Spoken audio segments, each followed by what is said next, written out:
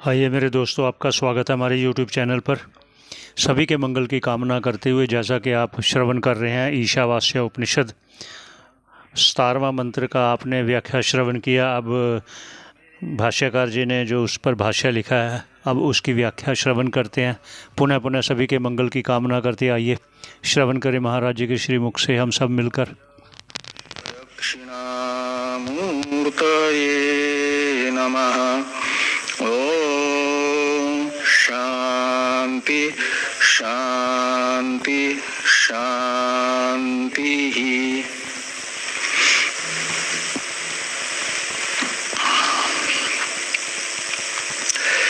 यजुर्वेदीय संहिता वाक्य 40वें अध्यात्मक ईशावास्योपनिषद के 17वें मंत्र की चर्चा कल प्रारंभ हुई थी।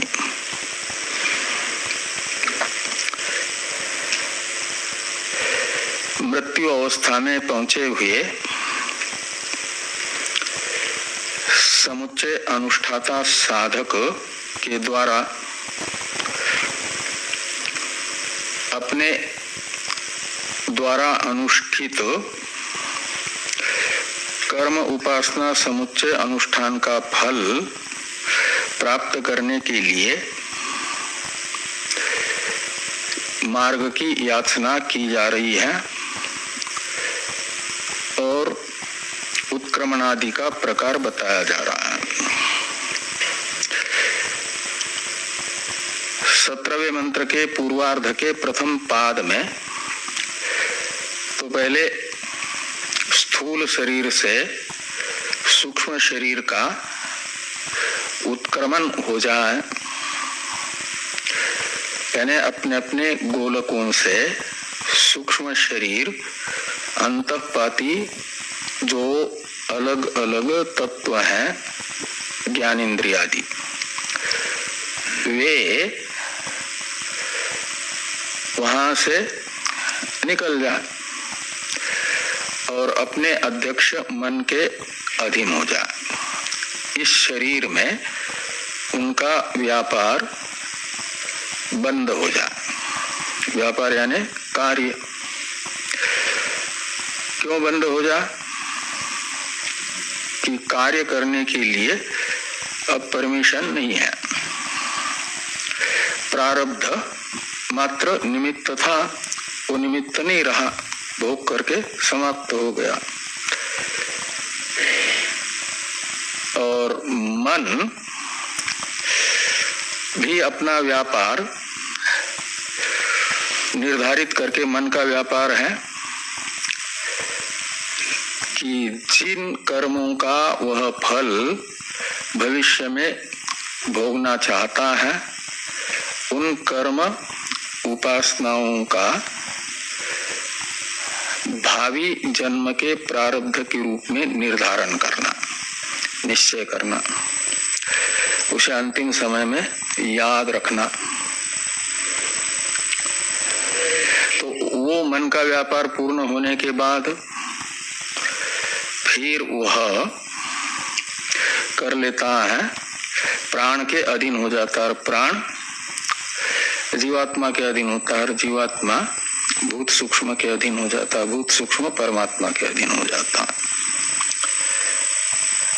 सूक्ष्म भूत और भूत सूक्ष्म, इन दोनों में क्या अंतर है? या दोनों का अर्थ एक ही है। भूत सूक्ष्म और सूक्ष्म भूत।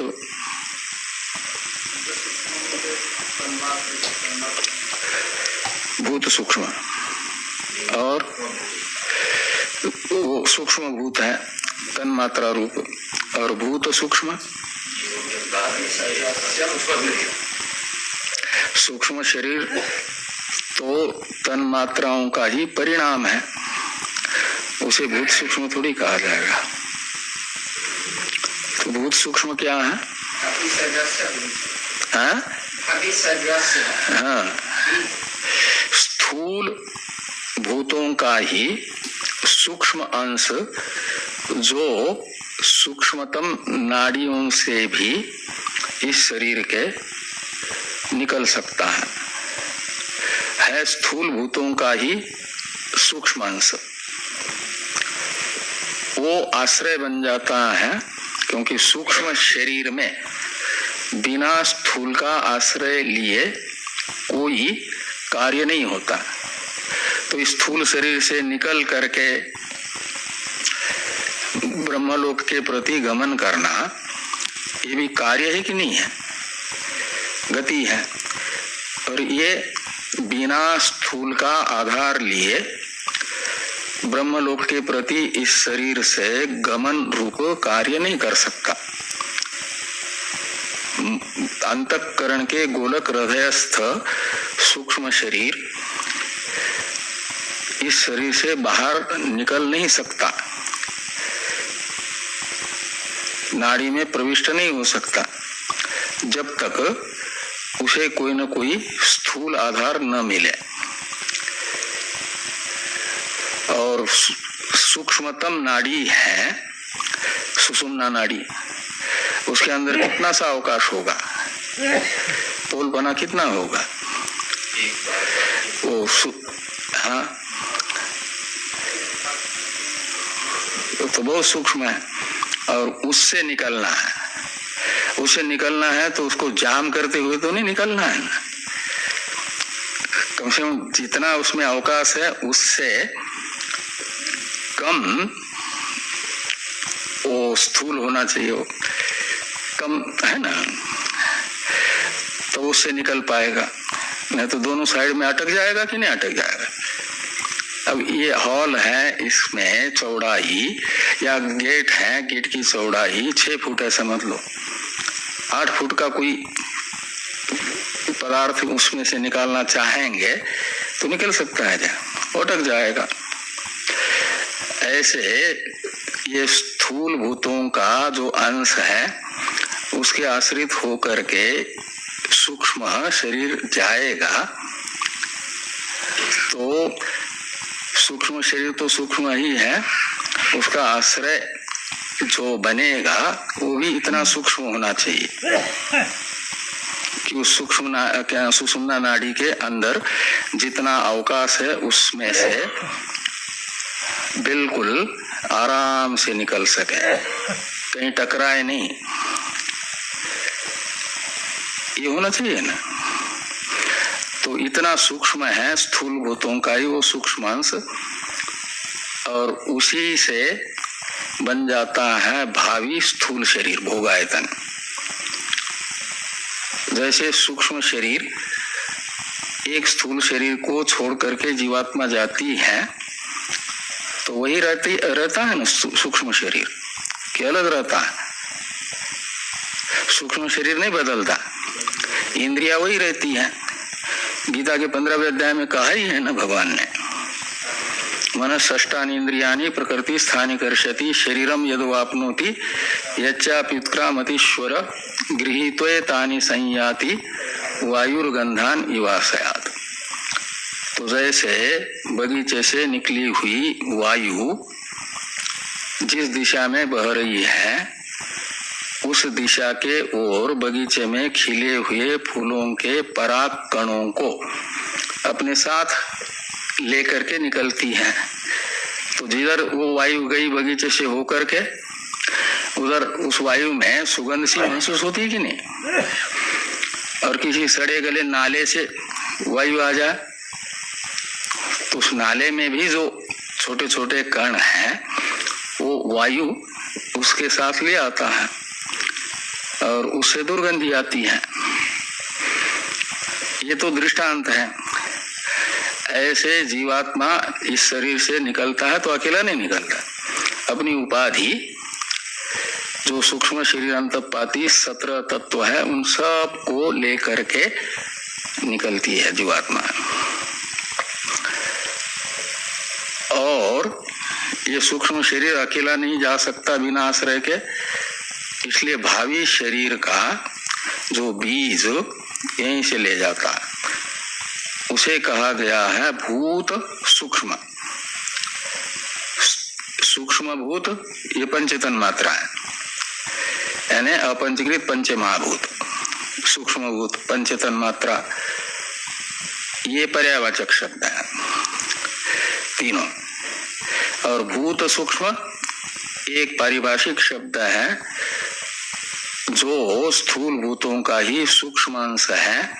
शरीर को छोड़ते समय सूक्ष्म शरीर का आश्रय बनता है और भावी शरीर का वो बीज होता है। यही जहाँ जिस लोक में उसको जन्म लेना है उस लोक में जा करके वहाँ के माता पिता से संबंधित हो करके क्या हो जाता है, जो भूत सूक्ष्म है स्थूल भूतों का सूक्ष्म अंश उस लोक के नागरिक के रूप में प्रकट होता है, जन्म लेता है। 84 लाख प्रकार के शरीरों के रूप में वही परिणत होता है। वह भी एक प्रत्येक जीव का अलग अलग अपना अपना तत्व है। वो जब तक मुक्त नहीं होता या प्राकृत प्रलय नहीं होता तब तक रहता है इसी रूप में और परिणत होता रहता है। फिर वो शरीर छोड़ेगा, दूसरे शरीर में जाएगा तो उसको साथ में लेकर के जाता है बीज को। बाकी ये नहीं कि कहीं से मिट्टी स्थूल भूतों की में से पृथ्वी की थोड़ी कहीं की भी मिट्टी उठा ली, किसी भी पवित्र नदी या नाले का जल उठा लिया, थोड़ी वायु पकड़ ली, अग्नि चूल्हे से जलती हुई थोड़ी ले ली, आकाश तो वही है, तो उससे कोई शरीर बन गया। स्थूल पंच महाभूतों से बनता है, लेकिन जिस किसी भी मिट्टी पानी से नहीं बनता ये शरीर। उसके लिए विशेष तत्व की जरूरत होती है। वो विशेष तत्व का नाम है सूक्ष्म स्थूल भूतों का ही सूक्ष्म अंश भूत सूक्ष्म। और वो भूत सूक्ष्म 84 लाख प्रकार के शरीरों के रूप में परिणत होता है। तो ब्रह्मलोक के शरीर के रूप में भी परिणत होगा, जिसको सालोक के सामीप्य सारूप्य मुक्ति मिलनी है उनका। और जिसको सायुज्य मिलना है हिरण्यगर्भ का, ब्रह्मलोक के अध्यक्ष का, उसका तो अलग से कोई शरीर नहीं बनेगा। वह तो जो हिरण्यगर्भ का शरीर है उसी शरीर से भोग भोगेगा, उसी इंद्रिय से, हिरण्यगर्भ की जो इंद्रिया है उसी से भोगानुकूल विषयों का ग्रहण करेगा। यहाँ से जो साधक ब्रह्मलोक जाएगा वहां जाने वाले की 4 प्रकार की मुक्ति होती है। वो संसारांतपाती ही मुक्ति है। सालोक्य, सामीप्य, सारूप्य और सायुज्य। उसमें से पहली जो 3 मुक्तियां हैं सायुज्य को छोड़ करके, इन 3 मुक्तियों की प्राप्ति, 3 में से जिसकी भी प्राप्ति हो जाए साधक को, तो उनका तो हिरण्यगर्भ के शरीर से अलग शरीर रहेगा। और वो अपना जो उनका अलग शरीर रहेगा उससे वे वहां के भोग भोगेंगे। वो बनेगा उनका भोगायतन। और उनके सूक्ष्म शरीर अंतपाती तत्व भी अलग रहेंगे, इंद्रिया, उनसे वो ग्रहण करेंगे। और जिसको सायुज्य मुक्ति प्राप्त हो गई उसका शरीर और इंद्रिया हिरण्यगर्भ के शरीर इंद्रिय से अलग नहीं होगी। हिरण्यगर्भ जिस शरीर इंद्रिय से भोगता है अपना भोग, उसी शरीर इंद्रिय से सायुज्य भावापन्न साधक भी भोग भोगेगा, अपने द्वारा अनुष्ठित समुच्चय का फल भोगेगा। ये ध्यान में है ना। तो उसका भूत सूक्ष्म शरीर किस उपयोग का फिर यहां से निकलेगा? तो भूत सूक्ष्म उसको भी जरूरी है, इसलिए कि वह गमन नहीं हो पाएगा, इस शरीर से निकल ही नहीं पाएगा, केवल सूक्ष्म शरीर, बिना सूक्ष्म शरीर का आधार लिए। आपकी आवश्यक सामग्री जितनी है, कहीं यात्रा में जा रहे हो तो बाथरूम की किट भी लेनी पड़ेगी, कपड़े भी लेने पड़ेंगे, कुछ द्रव्य भी लेना पड़ेगा, धन आदि भी लेना पड़ेगा कि नहीं। तो जो आवश्यक यात्रा में सामग्री है वो ऐसे अलग अलग ही ले जाते हैं या किसी सूटकेस आदि में ले जाते हैं, तो एक में ही लेते हैं। ऐसे ही एक प्रकार से ये 17 तत्व को समेट करके रखने के लिए एक ये भूत सूक्ष्म नाम की सूटकेस है, उसको उसी के अंदर ये भूत सूक्ष्म शरीर और सूक्ष्म शरीर अभिमानी जीवात्मा बंद रहता है, आवृत रहता है उसे। और वह जब सुषुम्ना नाड़ी से मूर्धा द्वारा बाहर आता है, ये गमन हुआ है ना, उत्क्रांति हुई, यहाँ तक उत्क्रांति मानी जाती है। कहाँ तक कि सारी इंद्रियां अपने अपने गोलकों से निकल करके जहां हृदय संबंधी 101 नाड़ियां हैं और उन नाड़ियों का द्वार खुल जाए, भगवान एक बार फिर वो भूत सूक्ष्म में उसके द्वारा याद किए हुए कर्मों का फल जिस शरीर में भोगा जाता है उस शरीर के रूप में परिणत होने की शक्ति डाल देते हैं। भावी जीवन की उसके पूरी शूटिंग हो जाती है। अभी जन्म नहीं हुआ लेकिन उस शरीर में जो मिलने वाला शरीर है उसका जन्म, उसके माता पिता, उसका वो सब निर्धारित हो जाता है। किस घर में, किस राष्ट्र में, किस प्रांत में, किस जिले में, किस गांव में उसको जन्म लेना है, वो सब निर्धारित होगा और पूरे जीवन की शूटिंग हो गई है। और वो मान लो आपका जो पेन कार्ड है, क्या पेन कार्ड क्या वो पेन ड्राइव, हाँ, तो पेन ड्राइव में किसी वीडियो को आपने सेव किया है तो उसको देखने के लिए तो जोड़ना पड़ेगा ना, जिसमें दिखेगा मोबाइल के साथ, या टीवी में देखना चाहते तो टीवी के साथ, तब वो दिखेगा।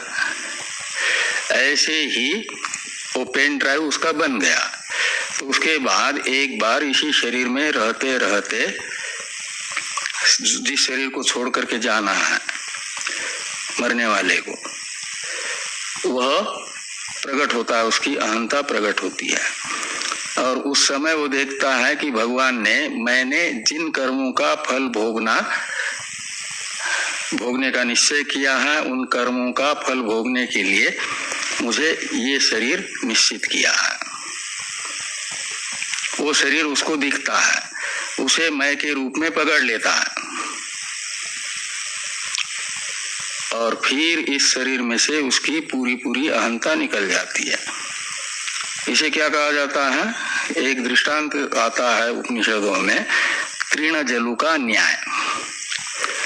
तो घास पर चलने वाला एक कीड़ा होता है ना, हरा, वो चलता है घास ही के ऊपर से,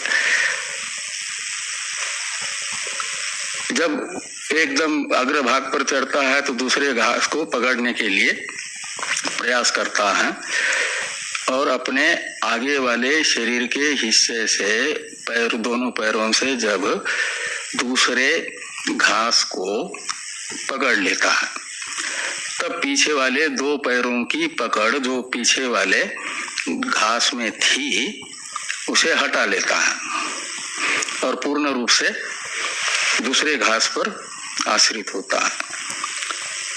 इसे तृण जलुका कहते हैं, तृण जलुका जैसा करता है।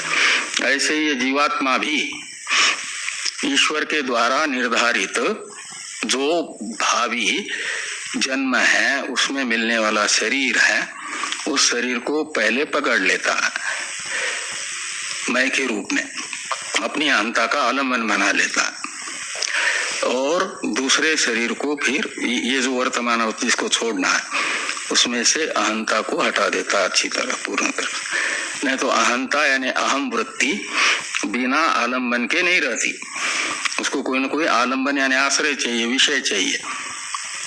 बिना विषय के कोई वृत्ति नहीं बनती।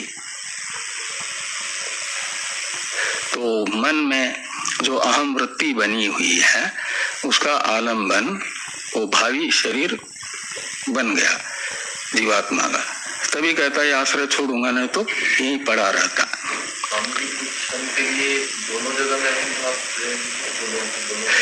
आधा आधा, जैसे तृण जलु का कर रहता है, वृत्ति उधर देख लेगी, थोड़ी सी उसके आकर्षण में चली जाएगी तो तुरंत इधर का वो छोड़ देगी।